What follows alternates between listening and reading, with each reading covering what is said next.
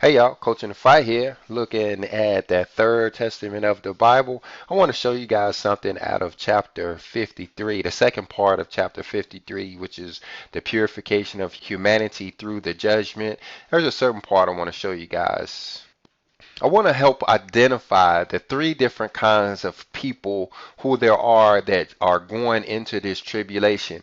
As you know, or many of you know who are aware of this tribulation, this is pretty much the worst time that humanity and this planet will have ever seen and will ever see. It's a lot of people call it Jacob's trouble, and that's because it is Israel who is expected to survive the tribulation.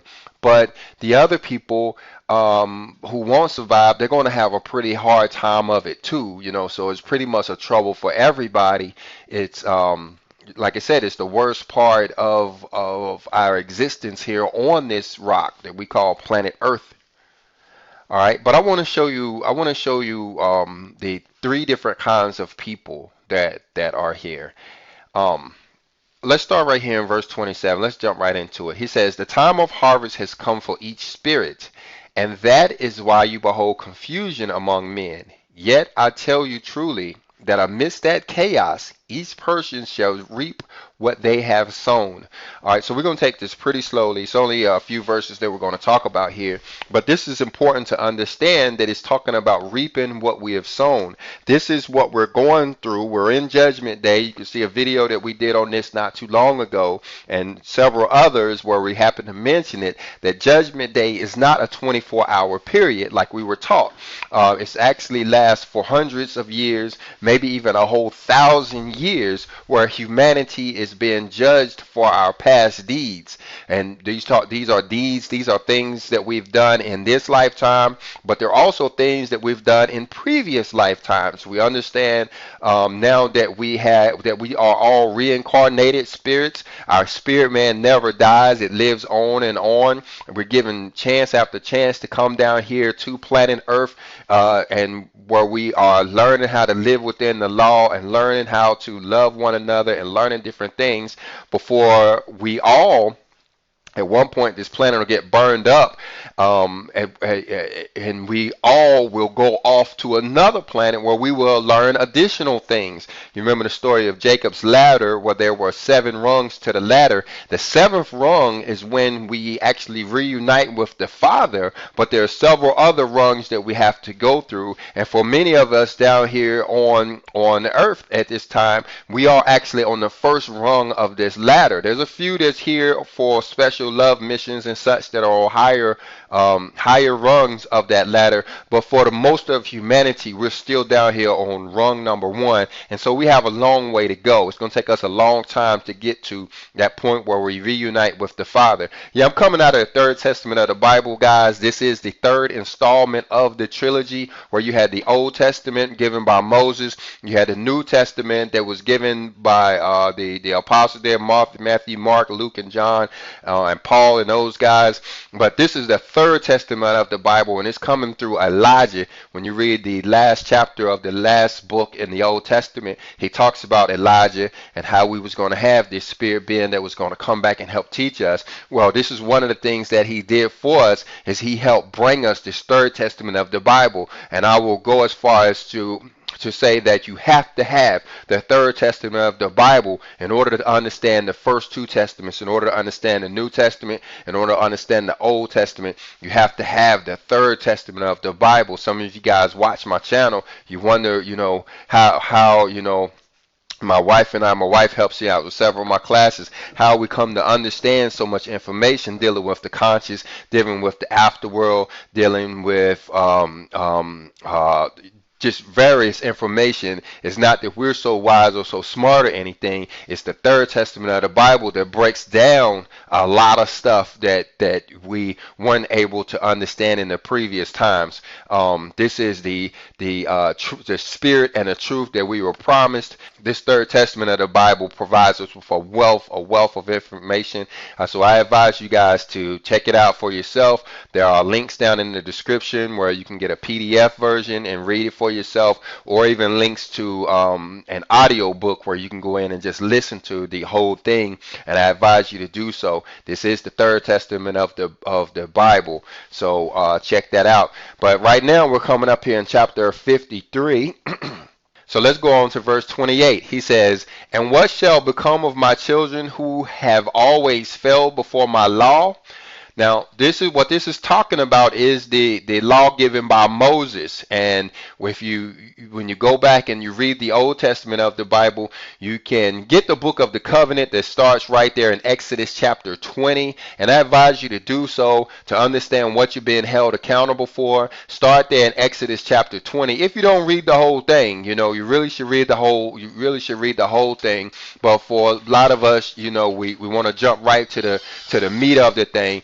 And maybe we claim that we don't have time, or whatever we claim as an excuse. Well, I would say jump right there into the book of Exodus chapter 20 and read all the way through 24 verse 7. That is the book of the covenant. That is the covenant that we are all under at this point, or we're not under that covenant, but that's what's and because we are not under that covenant, or not obeying that covenant, that is the cause of a lot of the issues and problems that we are going through, and the problems that we are going to go through from now on. So get that book out and check it out. Again, it's Exodus chapter 20. It starts with the 10 commandments, but then when you read on, it goes through judgments, it goes through statutes, it goes through precepts, and all of that. And those 5 chapters there in the book of Exodus will probably be the most important thing that you'll read. For one, it lets you know what it is that you're held accountable for. But another thing I believe it'll do for you is it'll let you know that you're not too far off from doing what the law tells you to do. There's a lot of people out here who want to reject the law and want to tell you that you're not supposed to obey the law. But when they actually go in, I believe when you actually go in and read what it says, you'll find that there's nothing in there that you should be putting off. There's nothing in there that you would say, I believe we shouldn't be living like that. You know what I'm saying? I believe we should be stealing. I believe we should be killing people. I believe we should be committing adultery and all of that. I don't think there's anything in there that's going to make you say, or make you feel like you're supposed to be rejected. It's going to feel like, something that we were supposed to be doing anyway. But when you look here at this verse right here, it's talking about those who have always failed the law. And I believe it's talking about people who otherwise will claim the name of Jesus, or will basically worship the Father, or even pray to the Father, but so they may have a relationship with the Father, but they failed before the law, meaning they haven't gone in and actually studied what the law says. Even though they have a relationship with Him, it's a relationship based on ignorance or based on disobedience, as they've never gone in and looked. He said, "Truly, to all of those who slumber without wishing to analyze, without studying my lessons, the trial shall come like a whirlwind that makes them fall. While to those who have obeyed my teachings, it shall come as an encouragement to compliance, like a beautiful prize awarded by God." And see, this is why I believe that it is the people who believe in the Father, who believe in God, who want to go on through these higher rungs and one day reunite with Him, but yet they find themselves down here not analyzing, not studying the law, not studying what Moses had to say, basically rejecting listening to church doctrine who tells them to reject those teachings by Moses. What does it say is going to happen to them? He said the trial shall come like a whirlwind that makes them fall. And that's what we're talking about. The tribulation is going to be full of trials. There's trials involved with hate. There's trials involved with greed. There's also wars that we have to deal with, and elements that we have to deal with, like earthquakes and floods and hurricanes and those kind of things. Well, to me, what I'm gathering out of this is that these trials, many of these trials, are going to come on those who have rejected the law, those that find themselves outside of the law and have spent their lives avoiding the lessons of the law. They're going to get many of these trials. That's the way I understand it right there when it says, the trial shall come like a whirlwind that makes them fall. Then it says, while to those who have obeyed my teachings, meaning those who have been within the law, those who have kept the law, those that are obedient to the Father, that are obedient to his word, it shall come as an encouragement to compliance, like a beautiful prize awarded by God. And a lot of the information we get comes out of this book, guys, but a lot of the information we get comes from the Father directly. He inspires us, or he gives us intuition, or even in our dreams sometimes he tells us stuff that we haven't really had a chance to read yet. And I believe this is one of the things that he's been telling me for a while, is that the law is not really made for for now. And I hesitate to say that because I know some people will get confused in those words. We are supposed to obey the law, but you wonder why, okay, when we don't do certain things, bad things don't happen to us. Like there's many people out there who are breaking the Sabbath day right now, but they're not getting killed for it. Well, I believe that the law is set up for when the tribulous times come, when the heart of the tribulation, when these trials come upon us, is that we're going to have to understand what it is that we are supposed to be doing. We have to understand how it is to follow the law in those moments, not necessarily for the last 100 years or thousands of years. It's during the worst parts of the tribulation that we're going to need the law the most. That's what's going to help us to survive the tribulation, is understanding the law. It's like for all of this time, the law has been kind of a dress rehearsal. And but it's going to be during the bad parts that we're going to need those things for our survival. And let me go on because I'm running out of power here. But in 29 he says, but that's one person. We should write that down somewhere, that's one person, the individuals who have a relationship with the Father but are without the law. They haven't had a chance to study the law yet. Now let's go on to one of the other types of people that is describing here. In 29 he says, in this time those not prepared to renew themselves shall know the greatest bitterness, and shall be raised from the earth, losing thereby a precious opportunity to atone for their faults and reconcile. Okay, so now we're talking again about the law and the preparation within the law, but the difference between these people, I believe, is this part right here. He says they are not prepared to renew themselves, meaning they don't never want to get within the law. These individuals up here, the trials are going to make them to get within the law, going to make them go study Moses, or going to make them want to do the right thing. Whereas these guys down here, they ain't never going to do the right thing. They don't want to do the right thing. This puts me in the mind of and I don't want to pick on anybody, but maybe the atheists, but it's not only the atheists. There's a lot of people who have been teaching the rejection of the law all of these years. When they find out that they were supposed to be following the law, they're going to enter what they call the sea of apostasy, and they're going to reject the law altogether. They're never going to want to renew themselves within the law. And what does it say about them? He says, they shall know the greatest bitterness. So the worst parts of the tribulation are going to fall on this type. These guys up here, the trials are going to, affect them, but it's going to be like a whirlwind that makes them fall, where these guys are getting what he's calling the greatest bitterness. And look right here, what he says, and shall be raised from the earth, meaning they're going to die. So these people that's not prepared to renew themselves in the law are going to die, is what it's talking about here, going to be raised from the earth, losing thereby a precious opportunity to atone for their faults and reconcile. And see, that's one of the benefits to being alive, guys. There's a lot of people who want to fly away. They're waiting for what they call the rapture there, and where they're actually going to fly away and go off to some other place. There's benefits to being alive, to not, they're going to go off into the spirit world, but there's benefits to being alive. And one of the benefits to being alive is you have the opportunity to atone for your faults and reconcile. We do this by loving one another, doing charitable deeds. It also comes in by way of pain too. So we'll feel, when we feel pain, or like our finger getting smashed, or something blowing up around us, or getting shot, or whatever, or you can think of all of the bad things that are going to happen in this tribulation. That's going to help us reconcile, and that's what's going to help us cleanse our spirit of these stains, giving us the opportunity to atone, become closer to the Father. And so that's one of the benefits of staying alive. But those that are not prepared to renew themselves in the law, they're not going to have this opportunity, as they're going to see the greatest bitterness. And some of this stuff we're talking about is like nuclear bombs and stuff, or earthquakes and stuff. Some of this stuff they're not going to have the chance to even know what hit them.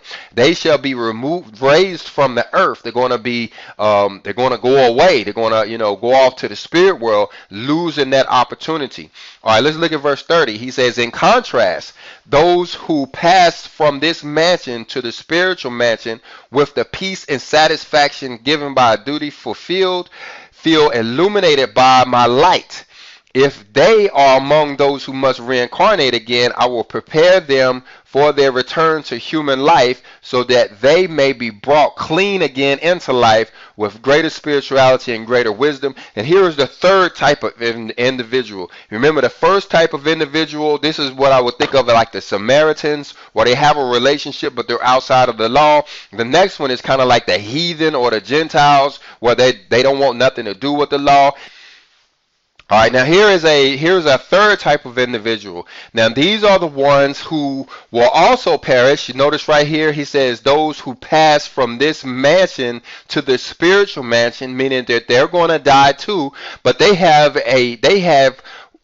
with them a peace and satisfaction given by a duty fulfilled, meaning they have basically obeyed the law and they have fulfilled their love missions, and they've done what they were supposed to do down here on this earth, and that's how to live within the law and to love one another. They've done that down here, and so they come out and they have this sense of a duty fulfilled, even though they're going on. But you look right here, they feel illuminated by my light, meaning they have an understanding of what's going on. If they are among those who must reincarnate again, so these are people that will be reborn in the kingdom of heaven. There's a fourth group that's not mentioned here, and I probably will jump down and try to find that fourth group. Those are the individuals that don't perish at all. Those are the individuals that actually live through the tribulation, emerge on the other side of the tribulation as the mothers and the fathers of humanity, as the parents of humanity.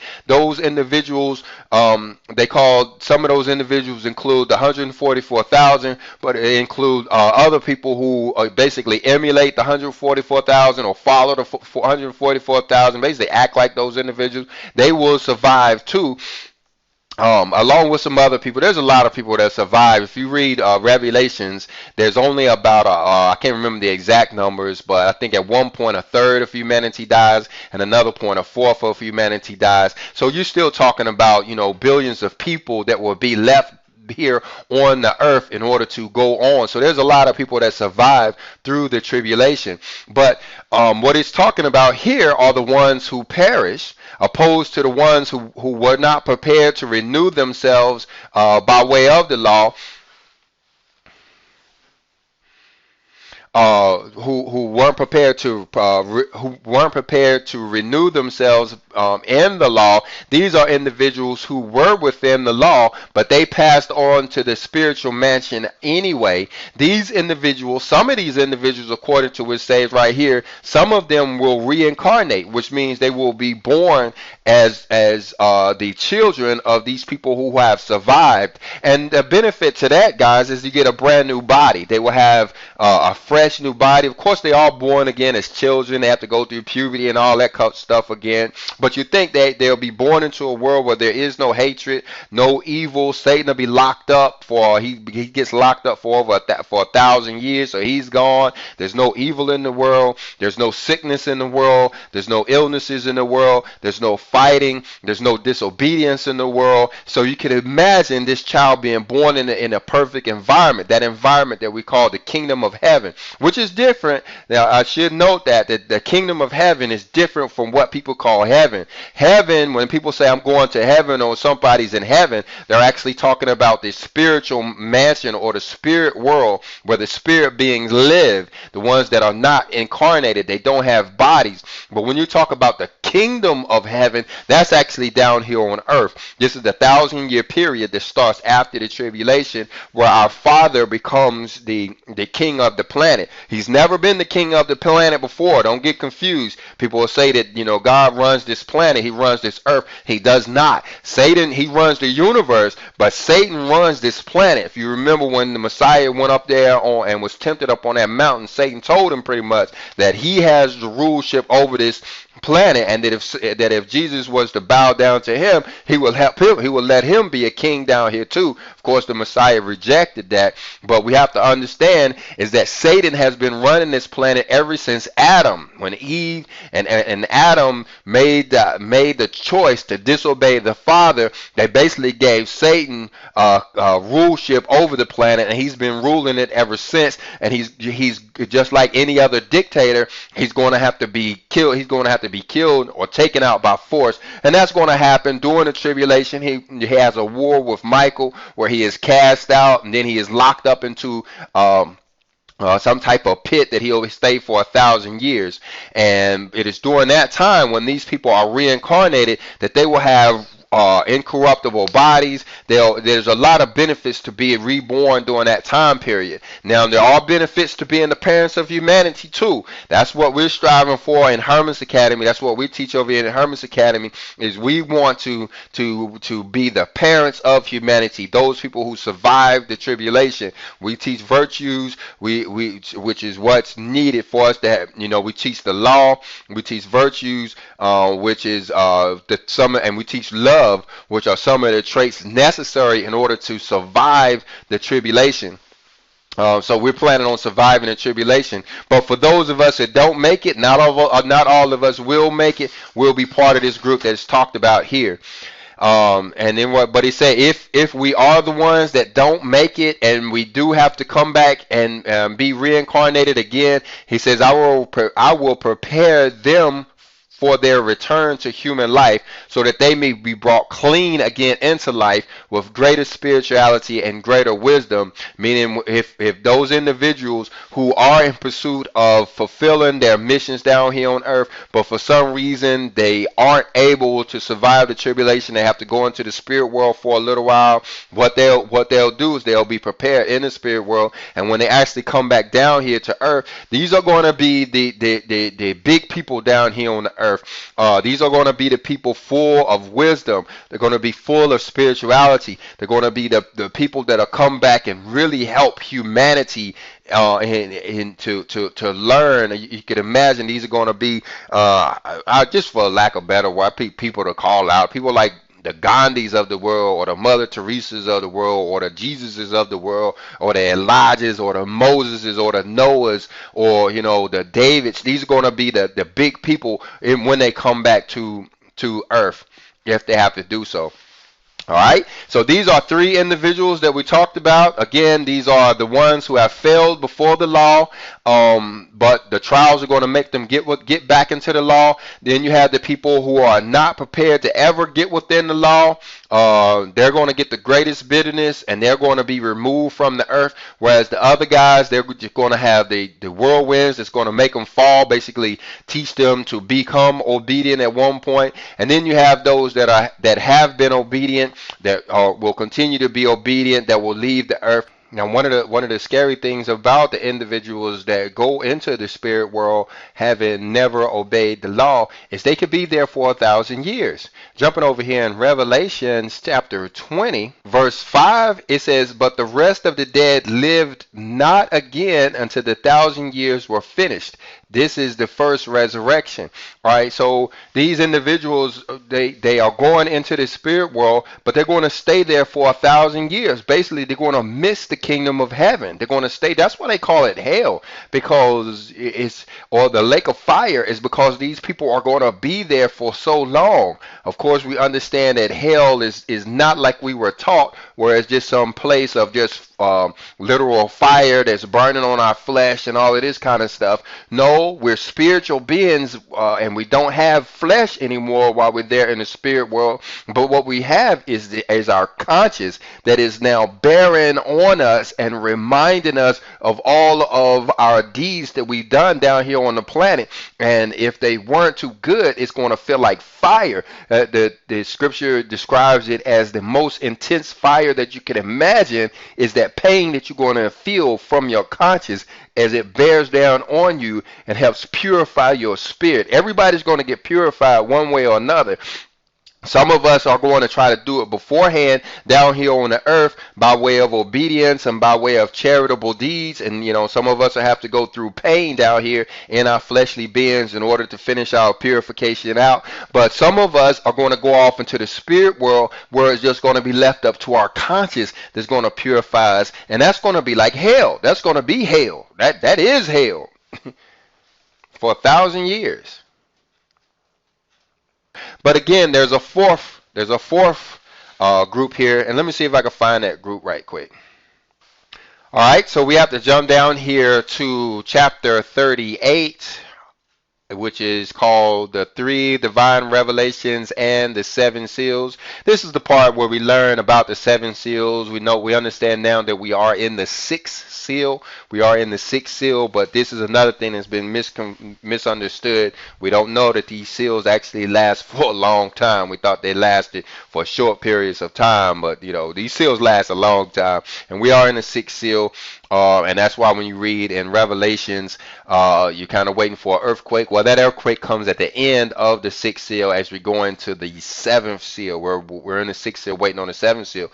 Well, let me start up in 68. He says, in this era, I wish humanity to prepare so that when the last seal is open, men realize it, listen to it, and understand the content of the new revelations. Talking about the 7th seal, we're in the 6th seal, but he's talking about when the last seal, being the 7th seal, when it is opened, this is going to be when humanity is changed. That's going to be a huge deal. We're expecting people to be changed in a moment. We're expecting the day of the hour of conscience, as it talks about. We're expecting a lot of stuff to go on through that period. And what he says, when it is open, men realize it and listen to it and understand the contents of the new revelations.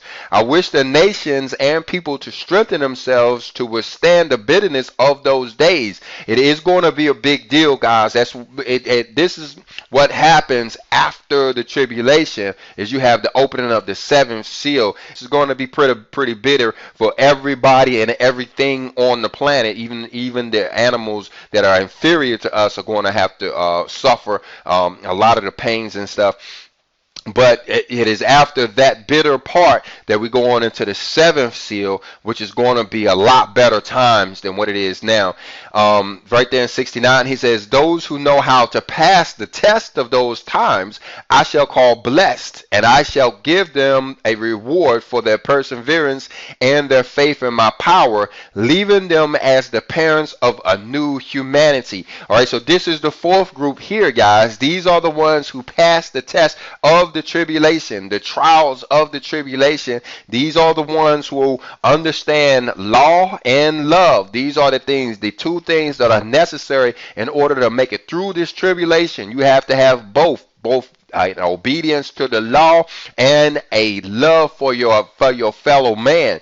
When you have both of these things, you have a good chance of making it through the tribulation. And so that's what he's talking about here. Pass the test of those times, I shall call blessed, and shall give them a reward for their perseverance and their faith in my power. It takes a lot of faith and a lot of perseverance, because the world is bent on evil right now. We're bent on disobedience. We're bent on materialism. We're bent on arrogance now, which are traits that you're going to have to reject in order to make it through this tribulation. And you kind of look kind of funny. World kind of picks on you when you step away from your arrogance and start to become humble. When you start to love your neighbors in the midst of them hating on you, the world kind of sees you differently, and they kind of try to pick on you a little bit, kind of like fish do in a tank. When one of the fish is acting a little bit different, the other fish kind of picks on them a little bit. So it's going to take perseverance and a lot of faith to make it through, and that's faith in his power.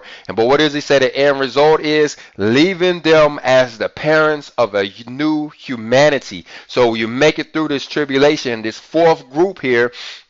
that makes it through, they're going to be the new Noahs of the world. Remember when the story of Noah, how the father or the angels or the spirit were told Noah to go out and build an ark. Well, when Noah got this message to build an ark, there was never even any rain on the planet. The planet had never even seen rain before. So you can imagine how the people laughed at Noah, humiliated Noah, and basically treated him like he was an oddball as he was building a boat, and there was no water on the planet at the time.